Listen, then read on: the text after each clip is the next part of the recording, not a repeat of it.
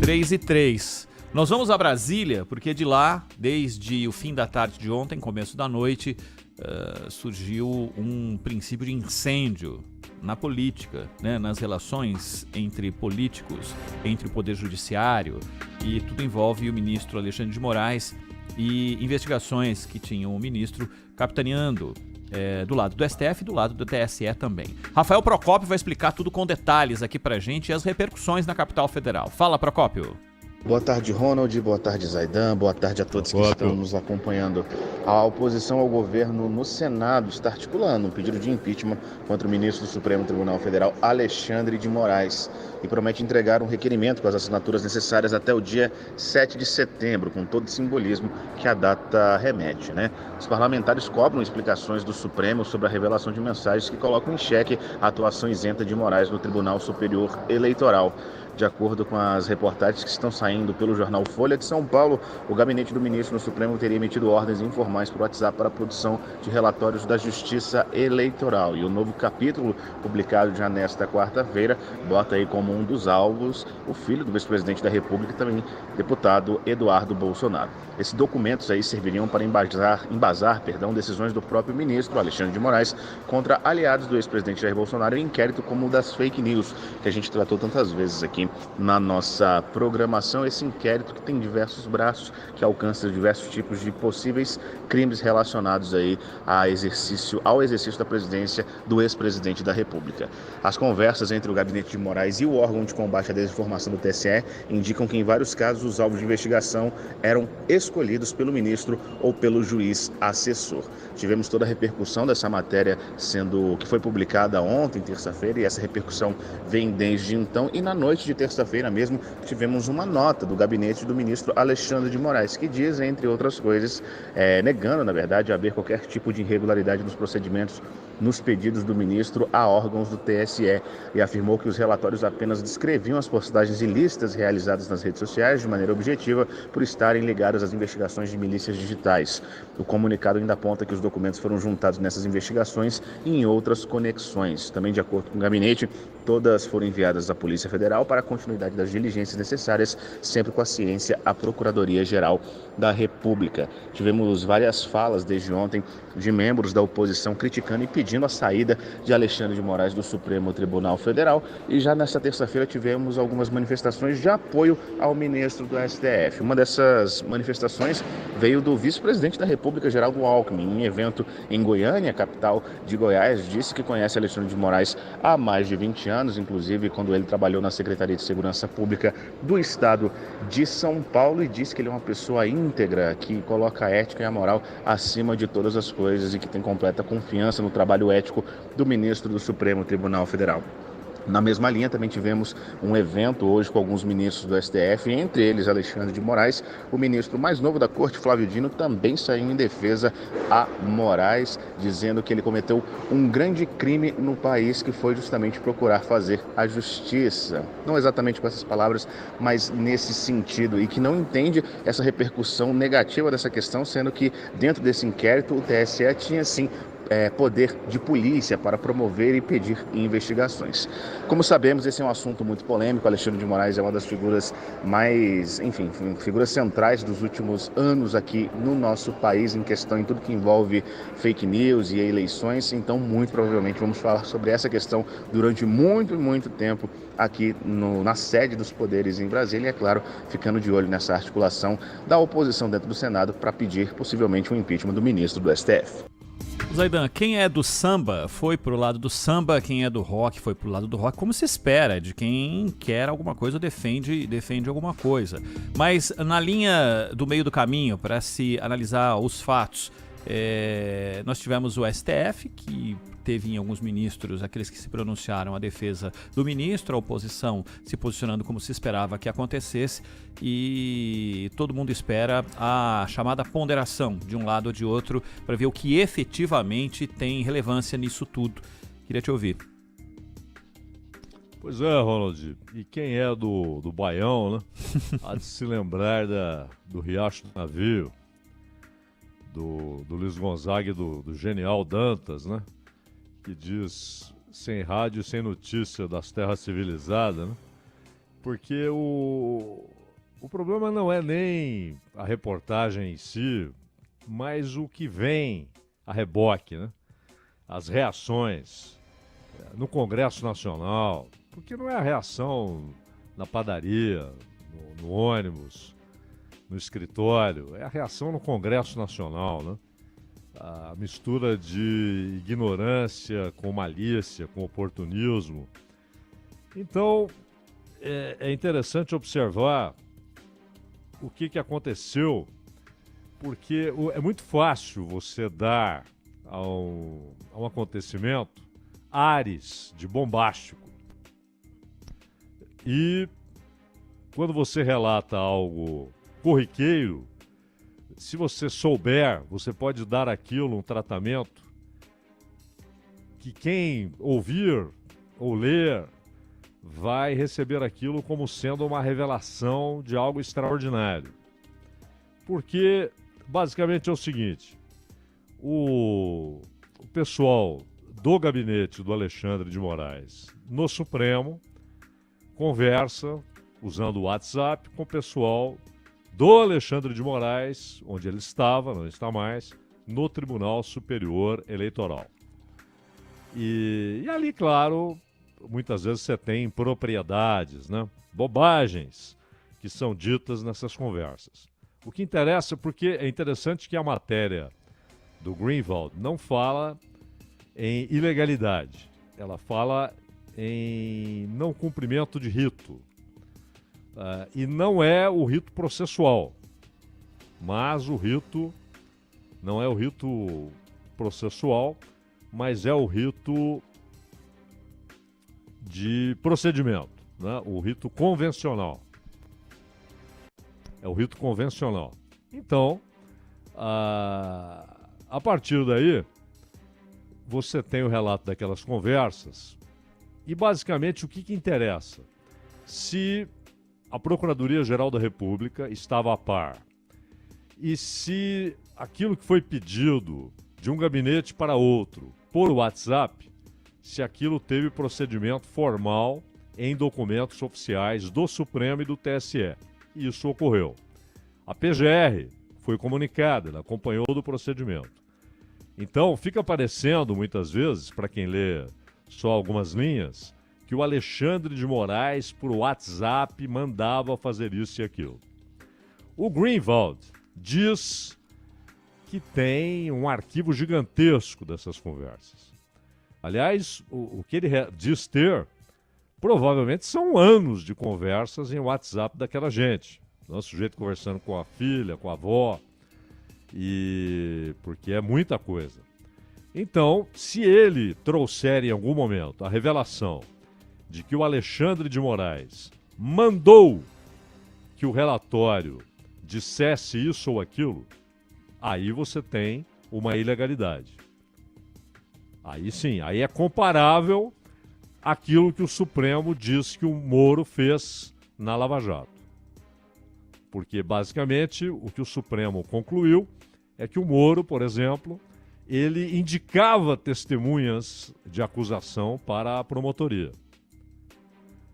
E mudava o tempo, aí sim, alterando o rito, mudava o tempo de tramitação dos procedimentos judiciais. E orientava a ação dos procuradores e da Polícia Federal, que não trabalham para o Moro, não trabalhavam para o Moro, não trabalham para nenhum juiz. Então, um juiz não pode dizer para a Procuradoria faça assim ou faça assado. Essa foi a conclusão do Supremo a respeito do Moro. Então, se o Alexandre de Moraes disse, olha, eu quero que nesse relatório conste que o fulano escreveu tal coisa.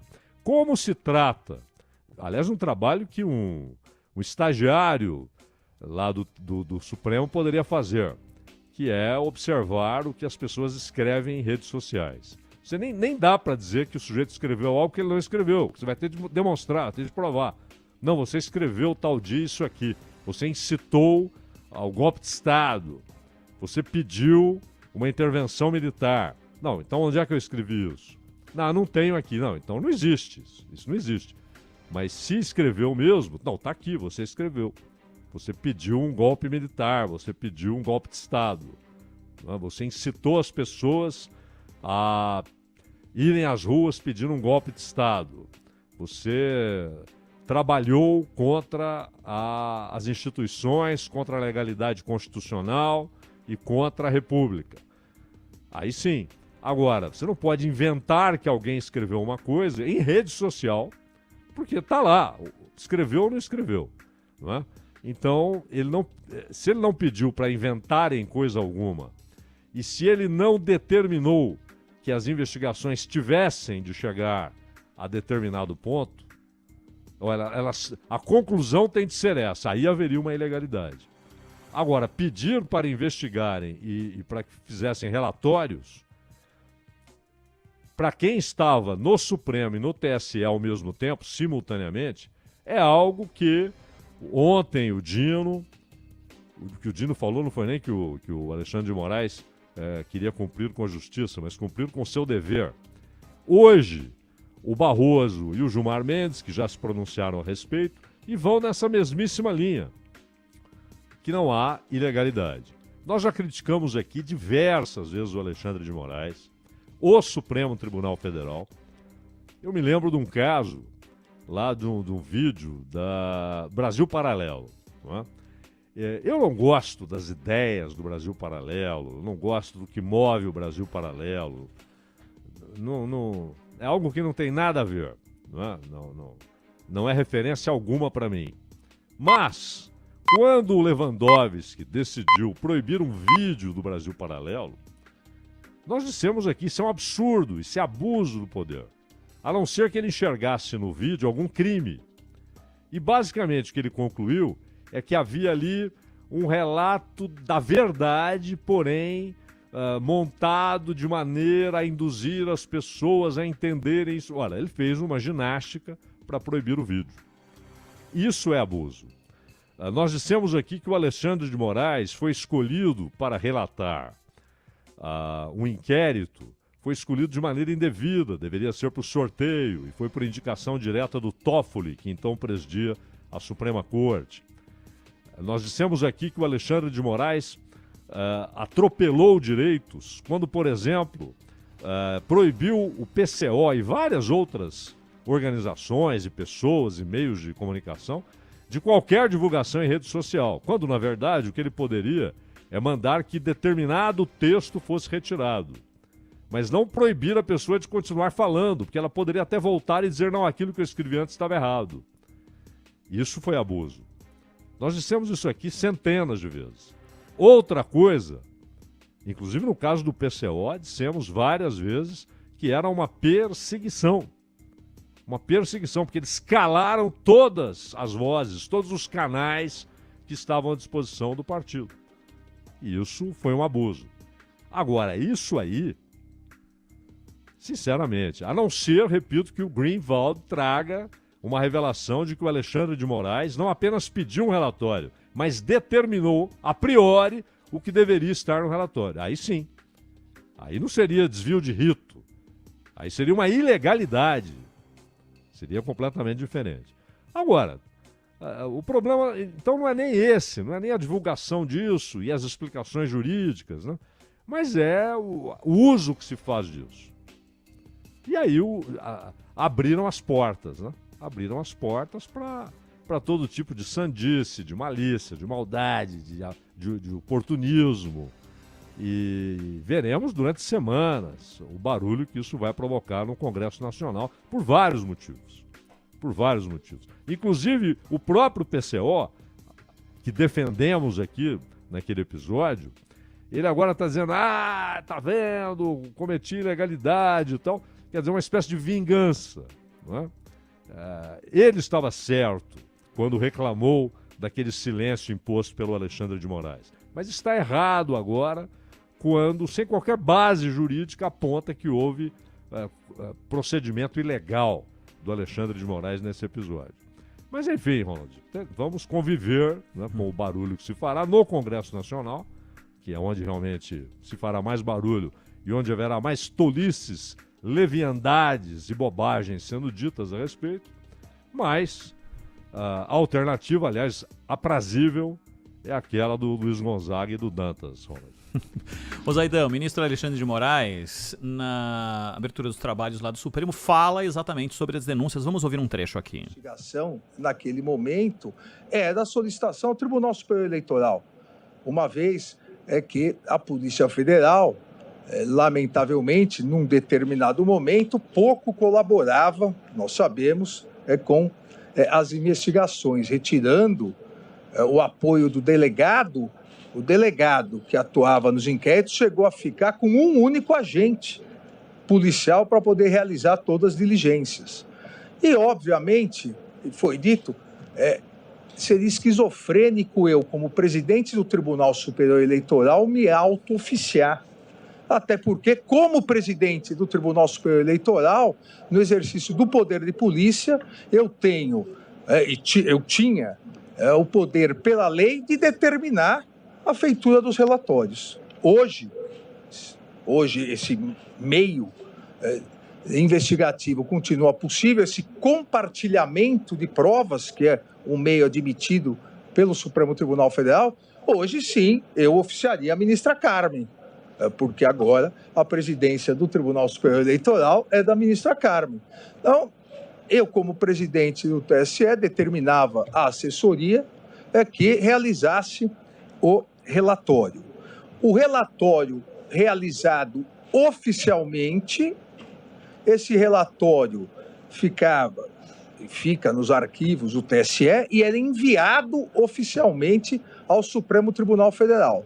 Enviado e protocolado no inquérito e na investigação específica, dado imediatamente ciência à Procuradoria-Geral da República e remetido à Polícia Federal para a continuidade das investigações. Vários desses relatórios, quando realmente demonstravam essas publicações, porque algumas, inclusive, apesar da celeridade, algumas eram apagadas. Mas quando se constatava a materialidade da permanência ou da continuidade da atividade ilícita, esses relatórios eram juntados, compartilhados do TSE com o Supremo Tribunal Federal, como é possível nesse compartilhamento de provas. Parte do que externa ali o ministro Alexandre de Moraes, ele foi precedido por Gilmar Mendes, que o defendeu, usou entre as expressões não há nada de anormal nesse tipo de atuação, disse o ministro Alexandre de Moraes, entre outras frases. E só para fechar, ele disse que é preciso distinguir entre avaliações construtivas e ataques, do que disse aí Alexandre de Moraes, confirmando aquilo que já se falava, pelo menos da parte do ministro, de que tudo foi feito dentro de legalidade. Agora o que resta é esperar se há outras mensagens que provam o contrário, né, Zaidan? Exatamente.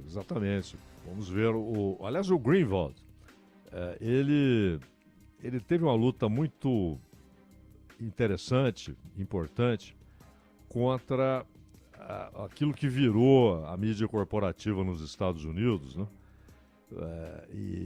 Só que aí, exatamente por isso, ele abraçou a ideia de que, inclusive supervalorizando o papel social das redes sociais, supervalorizando isso, ele também supervalorizou a ideia de que o Elon Musk seria o grande aliado nessa luta, né? Não entendendo que o Elon Musk, na verdade, também queria impor, como tem feito, aliás, suas bandeiras à sua rede social. E também Tucker Carlson e tal. O Greenwald embarcou nesse troço e está num momento talvez menos produtivo, exatamente por isso, né? E obcecado com essa ideia do abuso do poder. Mas ele começa, às vezes, a enxergar abuso onde não há abuso de poder. Mas, repito, ele tem um caminhão de documentos, pelo que ele disse, ou pelo menos de conversas, né? Caminhão de conversas. Inclusive conversa dos caras com a tia, com a avó e tal. Agora, se ele trouxer algo que mostre que o Alexandre de Moraes não apenas pediu relatórios, mas a priori determinou que deveria estar nesses relatórios, aí sim, aí haveria ilegalidade. Se não houver isso, nada haverá. 3h23. Esse é o